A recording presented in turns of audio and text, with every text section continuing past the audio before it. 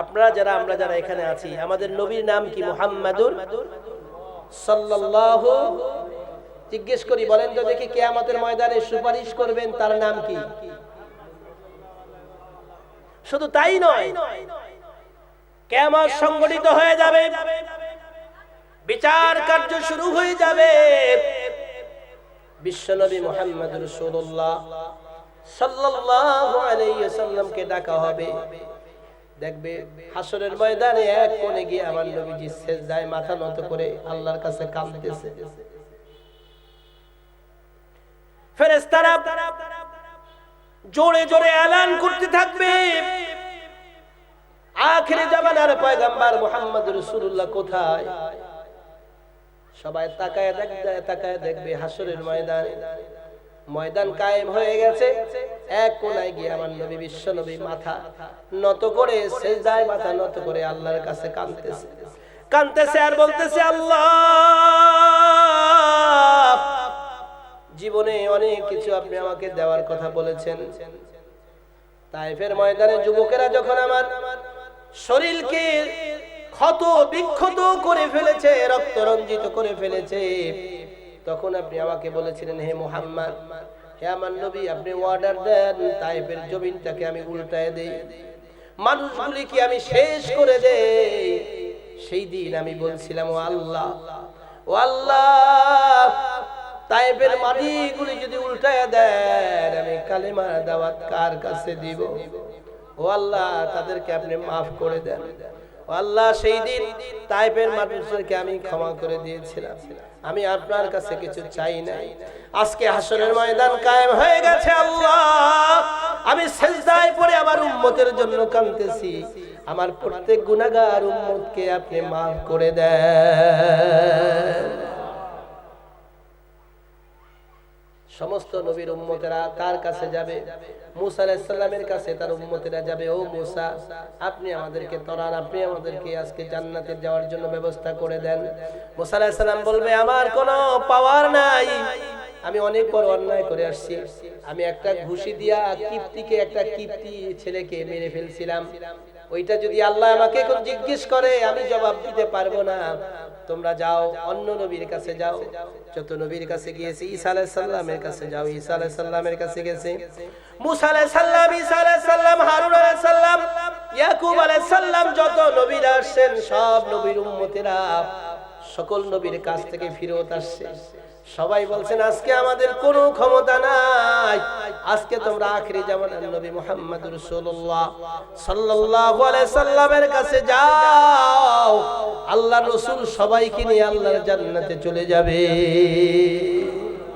সুপারিশ করবেন মুহাম্মদুর রাসূলুল্লাহ।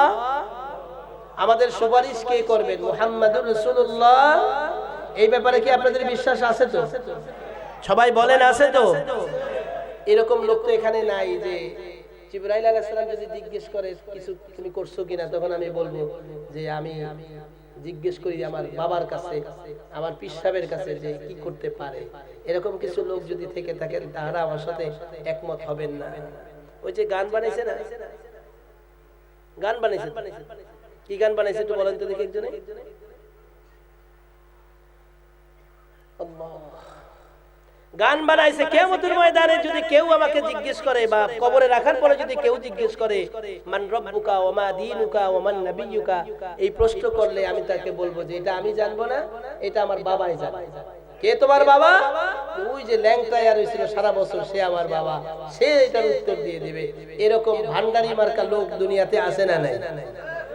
আমি জিজ্ঞেস করতে চাই, পৃথিবীর কোন কবরওয়ালা, যত বড় কবরওয়ালা হোক, যত বড় আল্লাহর ওলি হোক, হাসরের ময়দানে আমাদেরকে সুপারিশ করে জান্নাতে নিতে পারবে?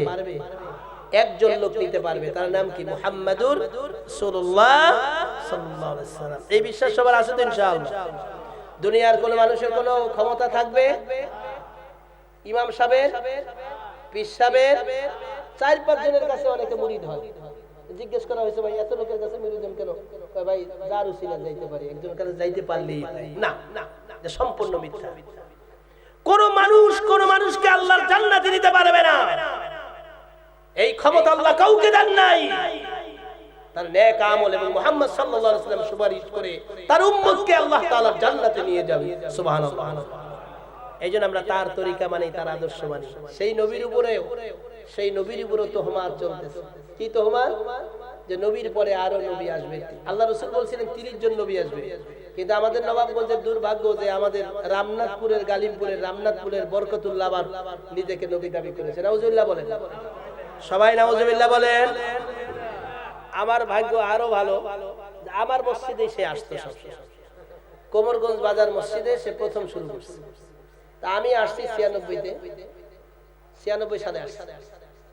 আসার পরে দেখি যে এই লোক আসে মাসের শেষ বুধবার, আইসা সে সবাই তারে বাবা সাহেব করে। আমি বসলাম, ছোট মানুষ তখন, 96 সালে ছোটই।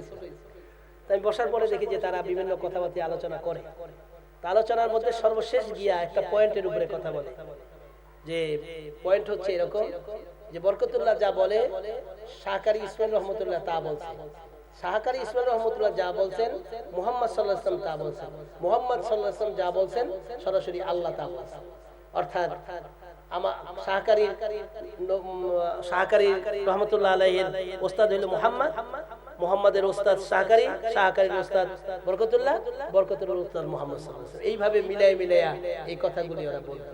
পরে আমি আসার পরে ছোট মানুষ, তারপর আমি চিন্তা করলাম এটা তো মুনাফিক, এটা তো কাফের, এটা করা যাবে না। তখন মধ্যপুরের পেশা হুজুর আল্লাহ তার হায়াতকে বাড়িয়ে দেখে আমরা বলি আমিন।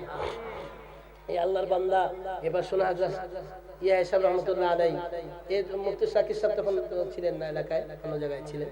তো আমরা এই ওনারা মুরব্বীরা যখন আসলেন তখন এই তো 97-তে বিশাল আন্দোলন শুরু হলো, বরকতুল্লাহর বাড়িঘর ভাঙ্গা হলো।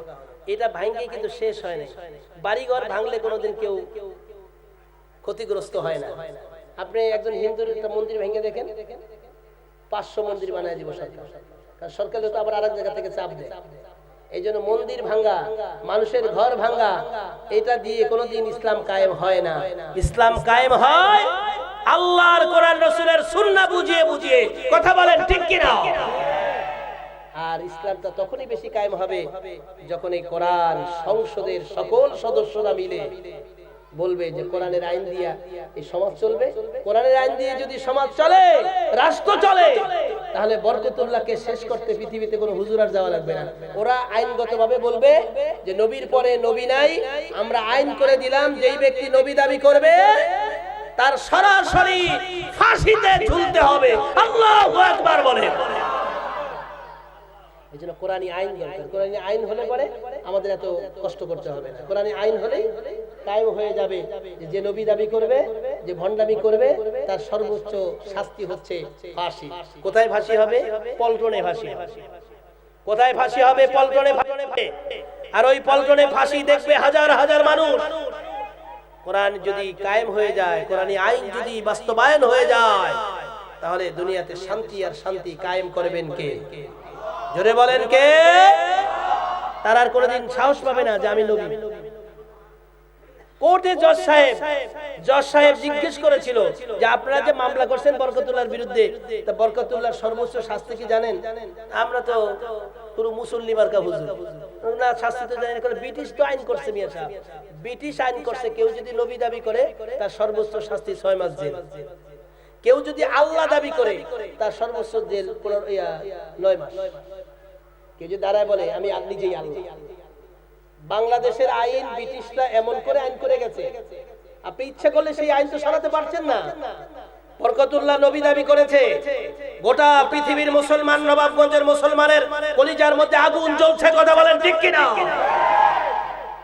এই আগুন নিভাবেন কি দিয়া? যদি সরকার বাহাদুর ইউনূস সাহেব যদি মুসলমান দাবি করেন, তাহলে গোটা বাংলাদেশের মুসলমান এক হবে 15ই নভেম্বর সরোয়ার্দী উদ্যানে। সেই দিন এসে আপনি এই মজলিসের সাথে একাত্মতা ঘোষণা করে দেন যে আজ থেকে আমার বাংলাদেশে কেউ যদি নবী দাবি করে তার সর্বোচ্চ সাজা হচ্ছে তাকে মৃত্যুদণ্ড দিয়ে দেওয়া। কথা বলেন ঠিক কি না? তাহলে দেশের কোটি মুসলমান প্রাণ তাদের সঞ্চয় হবে, তারা আপনার জন্য দোয়া করবে। আমরা চাচ্ছি, আমরা সকলেই কামনা করছি যে আল্লাহ রাসূল সাল্লাল্লাহু আলাইহি ওয়াসাল্লামের বিরুদ্ধে যারা কথা বলে, আরে ভাই আপনার বাবার বিরুদ্ধে কথা বললে আপনার একটু কষ্ট লাগার কথা। আমার বাবার বিরুদ্ধে কথা বললে আমার কষ্ট লাগার কথা। যেই নবী পৃথিবীর শ্রেষ্ঠ নবী, যেই নবীকে আল্লাহ তাআলা সকল দায়িত্ব দিয়ে পাঠিয়েছেন, সেই নবীর বিরুদ্ধে যখনই কেউ কথা বলে একজন মুসলমান হয়ে আমরা বরদাস্ত করতে পারি না। কথা বলেন ঠিক কিনা? আমাদের কলিজায় আগুন জ্বলে, আমাদের কলিজায় আগুন জ্বলে। ভারতের রঙ্গিলা রাসূল নামে বই লিখেছিল, আপনারা যারা মুরব্বী আছেন জানেন। সেখানে এরকম রঙ্গিলা রসুলের বিরুদ্ধে অনেক কথা বলেছে, অনেক কটক্ষ, অনেক বাজে কথা লিখেছে। সমস্ত আলেমরা এক হয়ে গেলেন, সমস্ত আলেম ওলামারা এক হয়ে গেলেন, মিছিল করলেন, মিটিং করলেন, সমাবেশ করলেন, কোনো কিছুই হয় না। সে দিব্যি আরামে নাকে তেল দিয়ে ঘুমায়, তাকে কেউ কিছু বলে না। দুইটা ছোট্ট ছেলে, বাবার একজন ক্লাস 9-এ পড়ে আর একজন ক্লাস 7-এ পড়ে, একই বাবার দুই সন্তান স্কুলে পড়ে। এই দুই ভাই একসাথে হয়ে বলল যে দেখো আমাদের রসুলের উপরে এত হাবিজাবি লিখছে, আলেম ওলামারা সমাবেশ করতেছে, কিছুই তো হয় না। তা ভাই তুই আমার ছোট ভাই, আমি তোর বড় ভাই, চল আমরা দুই ভাই গিয়ে ওই যে লেখক ফাসেক, ওই লেখককে আমরা হত্যা করব। তো ছোট ভাই বলে যে তুমি পারবা? তুমি কি পারবা? বলছে হ্যাঁ পারবো। তুই তোর সাহস হবে? তুই তো ছোট, 7-এ পড়ছিস। বলছে হ্যাঁ আমিও যাবো তোমার সাথে। কাজে তোর মাজার ভিতরে একটা ছুরি থাকবে, আমার মাজার ভিতরে একটা। দুই ভাই দুইটা ছুরি নিয়ে ওরে দুই পাশ থেকে ধরে একদম গর্দান দিয়ে তারপরে হত্যা করে এখান থেকে বের হয়ে যাব। যদি আমাদেরকে পুলিশ ধরে তাহলে পরে আমরা আল্লাহর উপর ভরসা করব। সুবহানাল্লাহ বলেন। আমাদেরকে যদি পুলিশ ধরে, আমাদেরকে যদি ফাঁসিতে নেয়, ছোট ভাই এই ফাঁসির মঞ্চে গিয়া তুমি কোনো কান্নাকাটি করতে পারবা না। আলেমরা বয়ান করেছে, ওস্তাদরা বয়ান করেছে, কোরআন হাদিসে বয়ান আছে, কেউ যদি আল্লাহ রসুলের জন্য, আল্লাহর কালেমার জন্য জীবন দিয়ে দেয়, তার জীবন যাবে তো মৃত্যু হওয়ার সাথে সাথে আল্লাহর জান্নাতের দরজা তার জন্য খোলা। ছোট ভাইকে বড় ভাই বুঝিয়ে উঠে যায়, বলছে যে ঠিক আছে ভাইয়া তুমি কোনো চিন্তা করো, আমি তাই করি। দুইজন কত মিছিল, কত মিটিং চলতেছে, দুই ভাই আস্তে আস্তে আস্তে করে, দুই ভাইয়ের একজনের মাজায় এক ছোড়া আর একজনের মাজার মধ্যে আর একটা ছোড়া। রঙ্গিলা রাসূল যেই লেখক লিখেছে, ওই লেখকের বিল্ডিং এর পাশে ওরা জানতে জানতে বলতে বলতে গিয়ে ওই বিল্ডিং এর পাশে আসছে। দারোয়ান বলছে এই তোমরা কি চাও? বলছে যে এখানে একজন রঙ্গিলা রাসূল নামে বই লিখছেন যে সাহিত্যিক স্যার আছেন। বলছে হ্যাঁ, 4 তলায় আছে। কাজে একটু আমাদেরকে যেতে দিবেন? তোমরা ছোট মানুষ, তোমরা সেখানে যাবা কি করতে? যে আমাদের একটু কাজ আছে। তো দারোয়ান ভাবছে যে এত ছোট ছোট বাচ্চা যাইতে চায়, যাক না, অসুবিধা নেই, স্যারকে দেখে আসো। একদম 4 তলায় গিয়েছে। লেখক এমন চেয়ারে বসা, দুই ভাই দুই পাশে দাঁড়িয়ে বলছেন আপনি নাকি আল্লাহ রসুলের বিরুদ্ধে বই লিখেছেন? তোমরা কি চাও? যে আমরা এই কথাটাই শুনতে চেয়েছি যে রসুলের বিরুদ্ধে আপনি কলম ধরছেন কিনা। চাকুটা বের করে দুই ভাই দুই পাশ থেকে আল্লাহু আকবার বলে এক কোপ দিয়ে জাহান্নামে পাঠিয়ে দিয়েছে। আল্লাহু আকবার।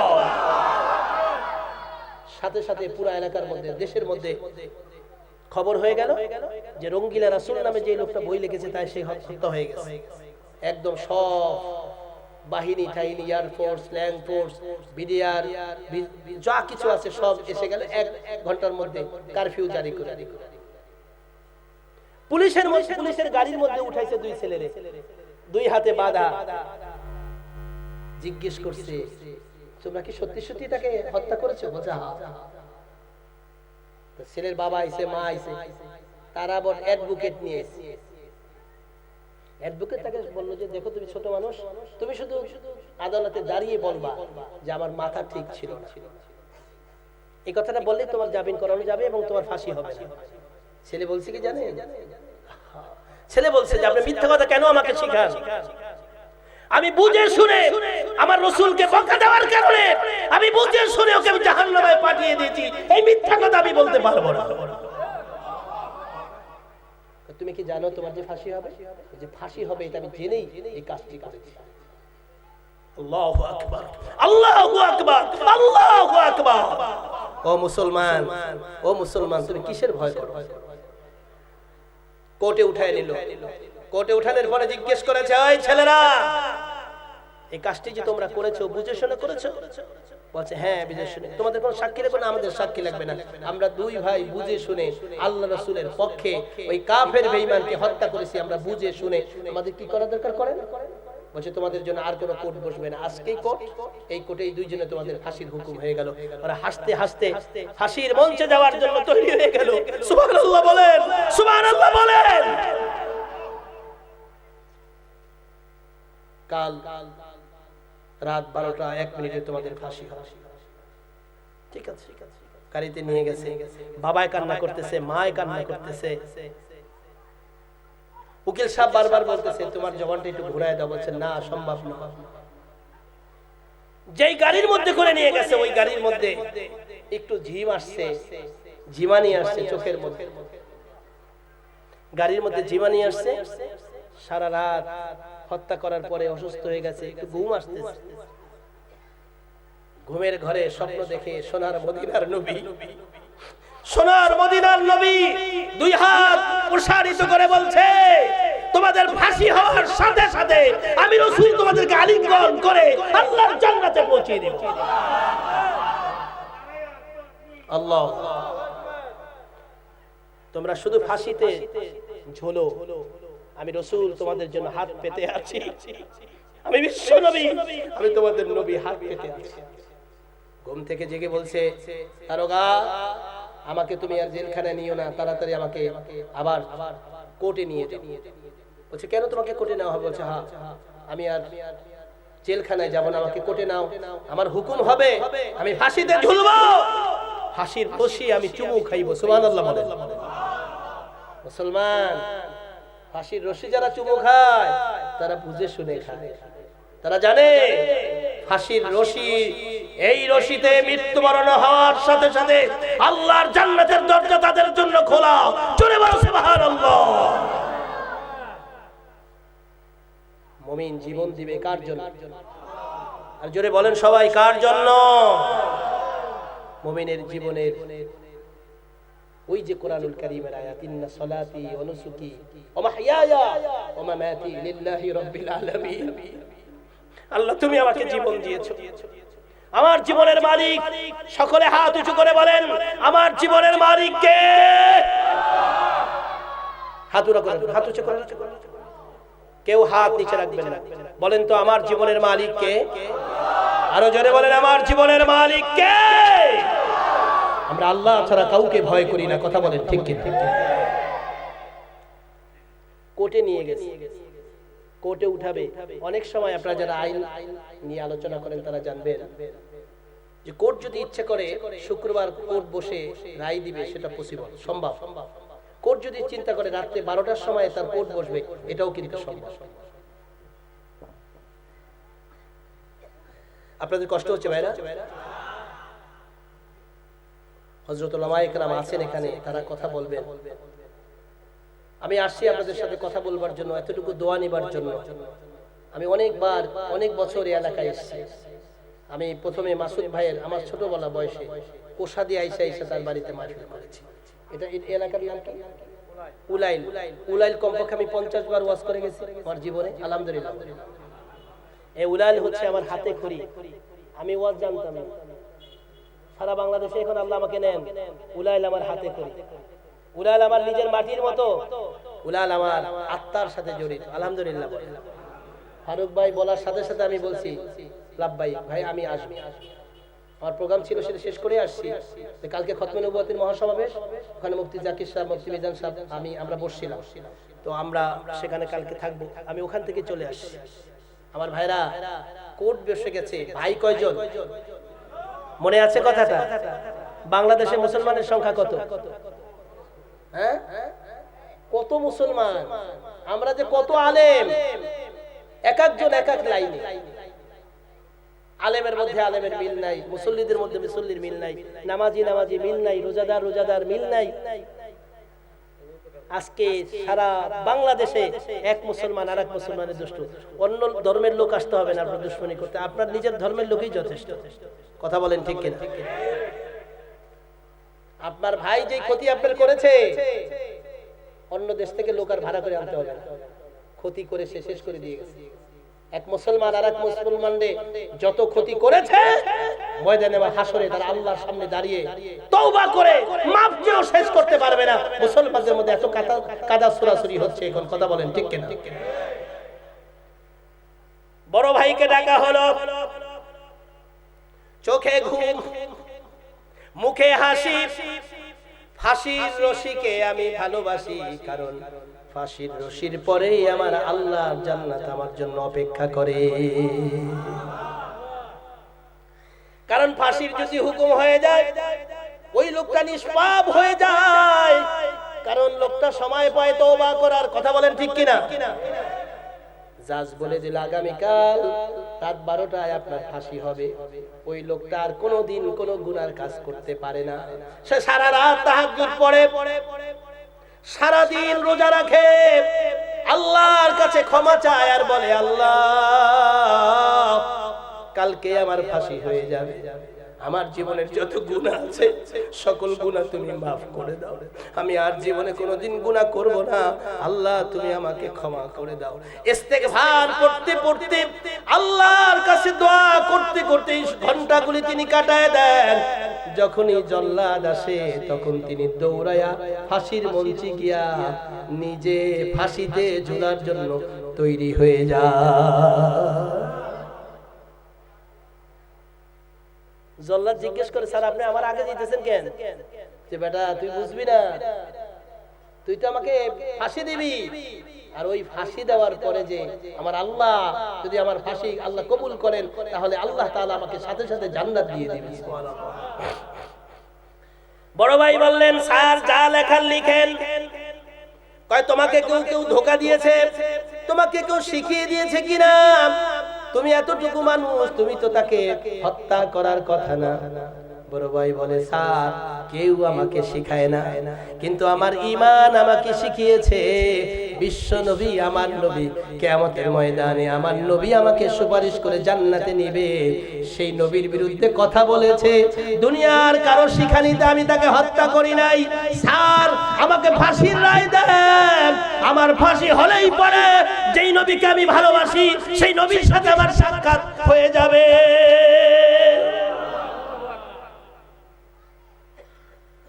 ছোট ভাই আসে, ছোট ভাই আসে, ছোট ভাইকে জিজ্ঞেস করছে, তোমার বড় ভাই কি তোমাকে প্রলোভন দেখাইছে?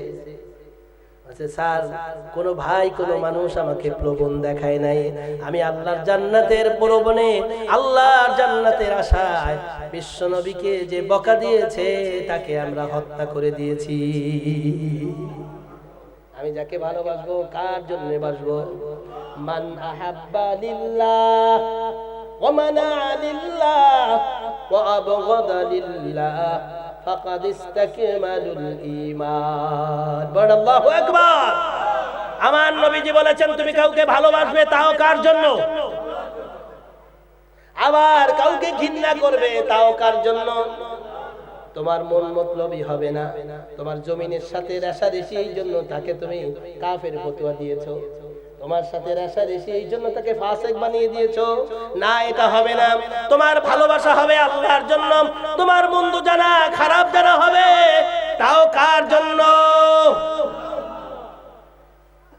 দুই ভাইকে কলম লিখে কলমটা ছুঁড়ে মেরেছে।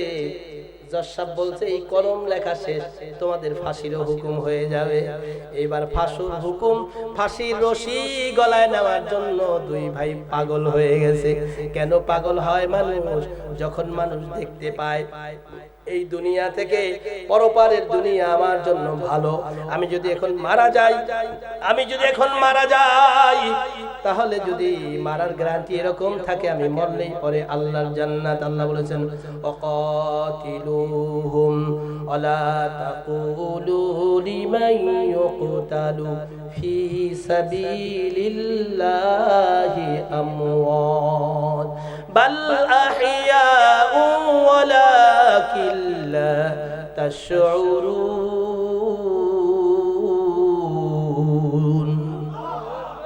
আল্লাহর পথে যারা দিয়েছে জীবন, তাদেরকে তোমরা মৃত্যু বলো না মৃত্যু। আল্লাহর পথে যারা জীবন দেয়, আল্লাহর রাস্তায় যারা শহীদ হয়, তাদেরকে তোমরা মৃত্যু বলো না, জীবিত বলেছেন কে? কোরআন কারীমের আয়াতে আসেন তারা আল্লাহর রিজিক খায়। কবরের মধ্যে আল্লাহ তাআলা তাদেরকে রিজিক দেয় যারা শহীদ হয়। কার রাস্তায়? জোরে বলেন, কার রাস্তায়? দুই ভাইকে হুকুম দিয়েছে, এইবার দুই ভাই গলায় রশি নেওয়ার জন্য পাগল হয়ে গেছে। এক ভাই আর এক ভাইকে, ভাই তুমি আগে নিবা না, আমি আগে রশি নিব।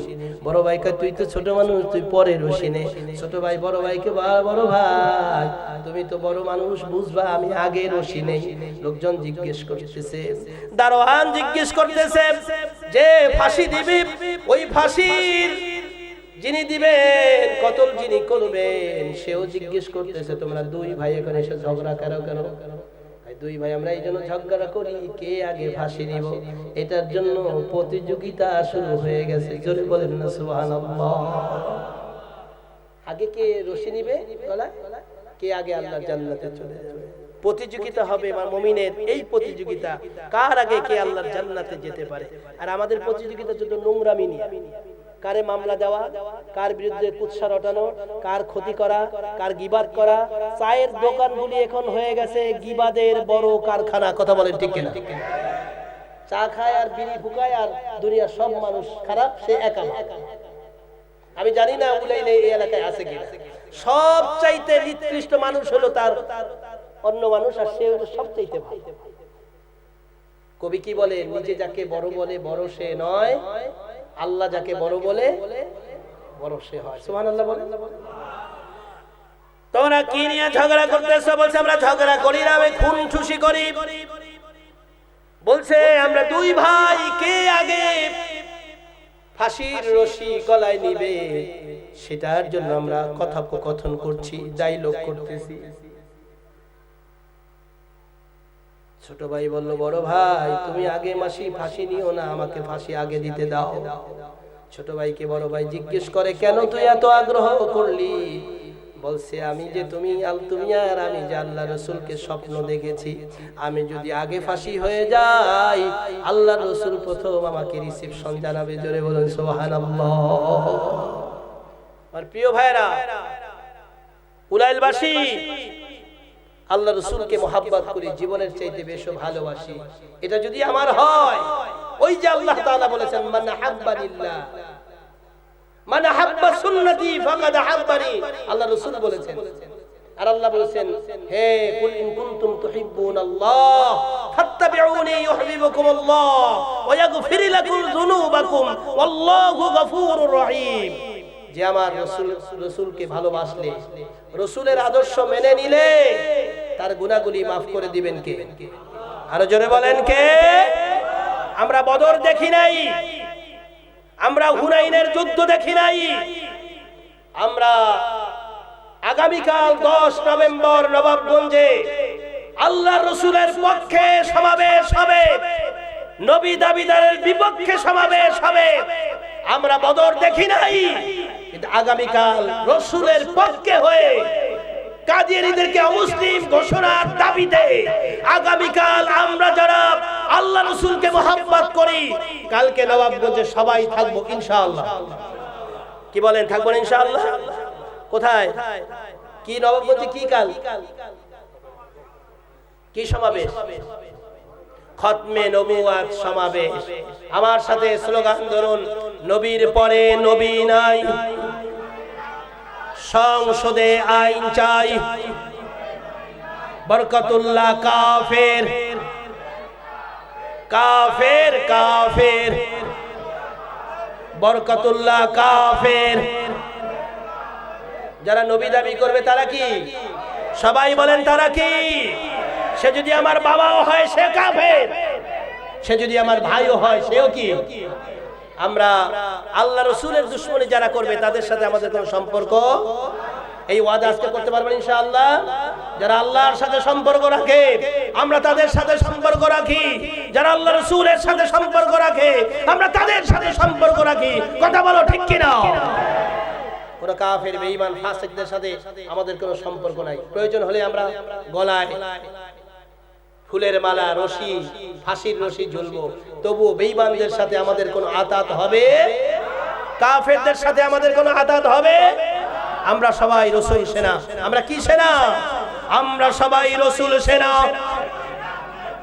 ভয় করি না বুলেট বোমা। আমরা সবাই রাসূল সেনা। আগামী কালকের সমাবেশ সফল হোক, সফল হোক। নারায়ে তাকবীর।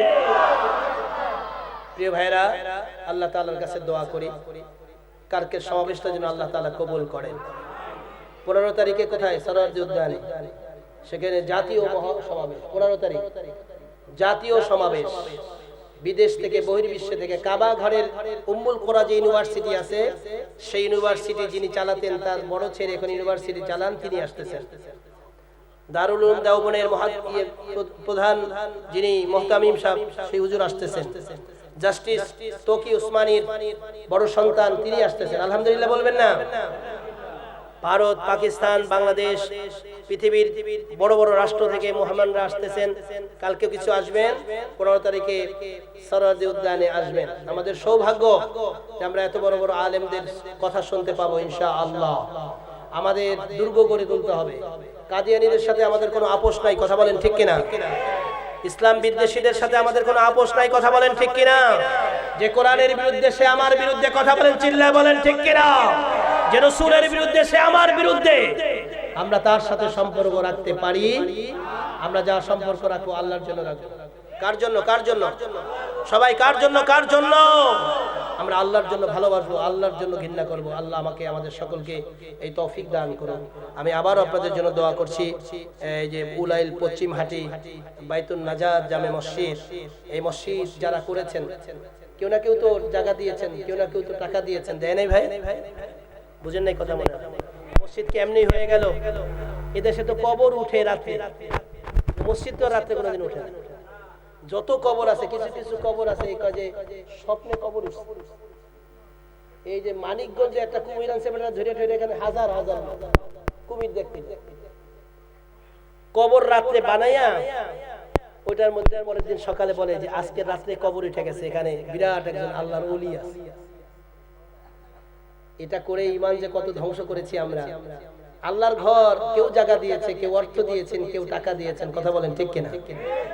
উলাইল মসজিদ আল্লাহ তাআলা কবুল করুন, জোরে বলুন আমিন। এই এলাকার মানুষ অত্যন্ত সভ্য, ভদ্র। এত বড় আয়োজন করেছেন, এত বড় সুন্দর মসজিদ করেছেন, নিঃসন্দেহে সেটা ঈমানের লক্ষণ। আপনাদের প্রতি আন্তরিক কৃতজ্ঞতা জানাচ্ছি যে বছরের শুরুতেই আপনারা মাহফিল দিয়ে এলাকায় জানিয়ে দিলেন যে আমাদের মাহফিল সবার আগে। আলহামদুলিল্লাহ বলেন আলহামদুলিল্লাহ। এই এলাকায় এত বড় মাহফিল কি বছর হয়েছে? আর এই প্রথম না? তা প্রথম যদি হয় তো এই সওয়াব আপনারা, যত মাহফিল এখন হবে সব সওয়াব আপনারা পাবেন। সুবহানাল্লাহ বলেন। আমরা কি এই কমিটিকে ধন্যবাদ দিতে পারি না ভাই? আমরা সবাই দোয়া করি আল্লাহ তাআলা এই কমিটিকে কবুল করুন। আল্লাহ তাআলা মসজিদে যারা জায়গা দিয়েছেন তাদেরকে মাফ করুন। আল্লাহ তাআলা যারা মসজিদ করতে সিমেন্ট দিয়েছেন, টাকা দিয়েছেন, ইট দিয়েছেন, ইমাম সাহেবকে বেতন দিচ্ছেন, খাওয়াচ্ছেন, আল্লাহ সকলকে মাফ করে দিন। আমরা আল্লাহ তাআলার কাছে দোয়া করব। আমাদের তো আর কিছু করার নেই, আমরা শুধু দোয়া করতে পারবো। কি বলেন, কথা ঠিক কিনা? এখন জিজ্ঞেস করি, বলেন তো দোয়া যদি আপনি কারো নামে করেন, আপনি কি ঠকে যাবেন? জিতবেন কিভাবে? রাসূলের হাদিস কি বলেন তো একজনে দেখি। আল্লাহর নবী বলেছেন, তুমি যদি কারোর জন্য দোয়া করো, তুমি যদি কারোর জন্য দোয়া করো, এই দোয়ার সকল ফজিলত আল্লাহ তাআলা তোমার আমলনামায় দিয়ে দিবে। সাহাবীরা প্রশ্ন করছে, ইয়া রাসূলুল্লাহ কিভাবে? রাসূল সাল্লাল্লাহু আলাইহি ওয়াসাল্লাম একটা ছোট্ট জিনিস ওয়ালের উপর মেরে তারপর দেখালেন যে ওই ওয়ালের উপর যে জিনিসটা মেরেছে বা বল মেরেছে সেটা আবার নিজের কাছেই কি করছে? চলে আসছে, ফিরে আসছে। রাসূল বললেন, তুমি যদি অন্য কারোর জন্য দোয়া করো, এই দোয়া আল্লাহ তাআলা তোমার কাছে ফিরিয়ে দিবে। সুবহানাল্লাহ বলবেন না? আমাদের দেশে কোনো আলেম ওলামারা, কোনো ইমাম সাহেব যদি মসজিদের সভাপতির জন্য, সেক্রেটারির জন্য দোয়া করে, 3-4 জনে লাফাইয়া উঠে যায়, মিয়া আপনি তার জন্য দোয়া করতে। আরে ভাই, দোয়া তো করতেই হবে। আমি দোয়া করব আমার জন্য। আমি যদি আপনার জন্য দোয়া করি, রাসূল বলেছেন সেই দোয়া আল্লাহ তাআলা তোমার আমলনামায় দান করবে। সুবহানাল্লাহ বলেন। এর চাইতে সুন্দর হাদিস আর কোথায় পাবেন? আপনি প্রাণ খুলে আপনার প্রতিবেশীর জন্য দোয়া করুন। দোয়া করলে কি আপনি ঠকে যাবেন না জিতে যাবেন? সবাই আজকে বলেন, এই উসুলটা মেনে নেন। আমি অন্যের জন্য দোয়া করব, কি কারণে? আমার দোয়া কবুল হওয়ার জন্য। আমি অন্যের জন্য দোয়া করব কেন? আমার দোয়া কবুল করবেন কে? রাসূল বলেছেন, বলেন তো আজকে আসরের নামাজ কার কবুল হয়েছে? সাহাবীরা তো আশ্চর্য হয়ে গেছে যে আসরের নামাজ কবুল হয়েছে, আমাদের কাছে তো ওহী আসে না। এক সাহাবী দাঁড়ায় গেছে, ইয়া রাসূলুল্লাহ, আমার আজকে আসরের নামাজ কবুল হয়েছে। সুবহানাল্লাহ বলেন। রাসূল বলেন, মিয়া তোমার তো সাহস কম না, তুমি দাঁড়ায় গেলা, তুমি কিভাবে ভাবলা যে তোমার নামাজ কবুল হয়েছে? সাহাবী বলেন, ইয়া রাসূলুল্লাহ সাল্লাল্লাহু আলাইহি সাল্লাম, আপনি একদিন এই মসজিদে নববীতে বসে সিঁড়িতে বসে বলছিলেন, কোন ব্যক্তি যদি কোন ব্যক্তিকে নামাজের দাওয়াত দেয়, তাকে যদি নামাজের দাওয়াত দিয়ে তাকে মসজিদে হাজির করতে পারে, তার নামাজ কবুল হোক আর না হোক, ওই নামাজি ব্যক্তিকে দাওয়াত দিয়ে আনার কারণে আল্লাহ তাআলা তার কবুলিয়ত নামাজের সওয়াব দিবেন। ইয়া রাসূলুল্লাহ, আমি একজন লোককে, বেনামাজি লোককে মসজিদে আজকে নিয়ে আসছি, তা আমি বিশ্বাস করে নিয়েছি যে আল্লাহ তাআলা আজকে আমার নামাজ কবুল করে নিয়েছে। ভাইরা, আমরা যদি কাউকে নামাজের দাওয়াত দেই, আমার সওয়াব হবে কি?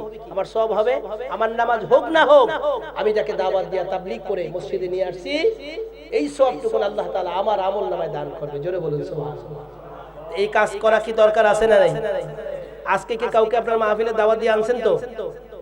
হ্যাঁ, যারা দাওয়াত দিয়েছেন, যারা দাওয়াতের ব্যবস্থা করেছেন, এই সওয়াব তারা পুরোপুরি পেয়ে যাবে। এই কথা আবার মুসিবত আছে, তাহলে আর এরা থাকতে চায় না, হেরাই তো সওয়াব পেয়ে যাবে, তা আমরা থাকবো কি? এক মুসল্লি, আমি তো অনেক বছর আপনাদের সাথে, প্রায় 32 বছর, এক মুসল্লির দাওয়াত ওয়াজ করছি যে কেউ যদি কাউকে ইফতার করায়, তাহলে আল্লাহ তাআলা যিনি রোজা রাখবেন, যিনি ইফতার করাবেন, যে ইফতার করাবেন, তাকে রোজাদারের পরিপূর্ণ সওয়াব আল্লাহ তাআলা তাকে দান করবে। সুবহানাল্লাহ বলতে সমস্যা? এর পরের দিন দেখি যে আমার মসজিদে ছাত্রদের সাথে ওই বেচারার ইফতার করে। আমি বললাম যে চাচা, প্রতিদিন ইফতার করতে, আপনি যে ওয়াজ করে দিচ্ছেন আর ইফতার আমার হবে না কেন? কষ্ট করে রোজা রাখছি আমি, আর আপনার মাদ্রাসায় খাইয়া তারপরে সব সওয়াব আপনি দিয়ে যান, আমি তো এত বোকা? মানুষ কিন্তু অনেক কথায় ভুল ধরার চেষ্টা করে, কথা বলেন ঠিক কিনা? খুব ভুল ধরে, কথা বলা যে কত কঠিন, অনেক ভুল ধরে। আমি ওনাকে জিজ্ঞেস করলাম, আল্লাহর কাছে সওয়াবের অভাব আছে? আপনারা বলেন তো, আল্লাহর কাছে সওয়াবের অভাব আছে? আল্লাহর জান্নাতের অভাব আছে? আল্লাহ যদি বলেন যে তোমারও জান্নাত দিলাম, তোমারও জান্নাত দিলাম, তার সমস্যা শুনবে না। হুজুর, আমি তো ওইটা বুঝি, যদি রোজা রাখা সব সওয়াব যদি আপনারে দিতে হয়, তাহলে এই ইফতার না করাই তো ভালো। আমারে আপনি দিবেন কেন? আল্লাহ যদি আপনার সওয়াব আমাকে দিয়ে দেয়, এর 5 গুণ সওয়াব আল্লাহ তাআলা আপনাকে দান করবে। কথা বলেন ঠিক কি না? আল্লাহ বলেন বেগাইরি হিসাব, আল্লাহর কাছে সওয়াবের কোনো অভাব। এই মজলিসকে যদি আল্লাহ কবুল করে নেন, আজকে আমরা যদি সবাই যদি আল্লাহ maaf করে দেন, আপনাদের কোনো আপত্তি আছে? অবজেকশন? যে না, এই মাহফিল কেন maaf করব? ওই বেটার বাবা তো ভালো ছিল না, ওই হুজুরের মা তো ভালো ছিল না, ওনারে maaf করব, এই রেশারেশি কি আছে? আল্লাহর কাছে বলা, আল্লাহ আপনি আমার মহল্লার সকলকে maaf করে দেন, বলুন আমিন। আল্লাহ এই মাহফিলে যারা দান করেছে তাদেরকে maaf করে দেন। আল্লাহ এই মাহফিল যারা আমজান দিয়েছেন, আমাদের খতিব সাহেব হুজুর আমাকে অনেকবার ফোন দিয়েছেন, আমি এখান থেকে এখানে, তারপর বলতেছি হুজুর আপনি কোথায় আছেন, কখন আসবেন, কি করবেন। এই যে মেহনত যারা করছেন, আল্লাহ তার মেহনতের জাযা দান করুক, সকলে বলুন আমিন। এই যে যুবক ছেলেরা ঘুরতেছে, কখন কারে কতটুকু সময় দিবে, কোথায় কি হচ্ছে না হচ্ছে, এটা কিন্তু আল্লাহর জন্য ওরা করতেছে। হতে পারে আজকের এই মাহফিল, আপনাদের এই আয়োজন আল্লাহর জান্নাতের সিঁড়িতে পৌঁছে দিতে পারে। কথা বলেন ঠিক কিনা? আমরা আল্লাহর কাছে দোয়া করি, হে আল্লাহ আপনি আমাদেরকে maaf করে দেন, বলেন আমিন। আমরা এখানে যারা আসছি, আমাদের অনেকেরই তো মা বাবা কবরে আছে, আছে না নাই? আমার মতো বলেন তো, কার বাবা দুনিয়াতে নাই? হাত তোলেন। যার বাবা নাই হাত উঠিয়ে দোয়া করেন, বলেন আল্লাহ, হে আল্লাহ আপনি আমার বাবাকে maaf করে দেন। রব্বির হামহুমা কামা রব্বায়ানি সগীরা। আমিন। হাত নামান।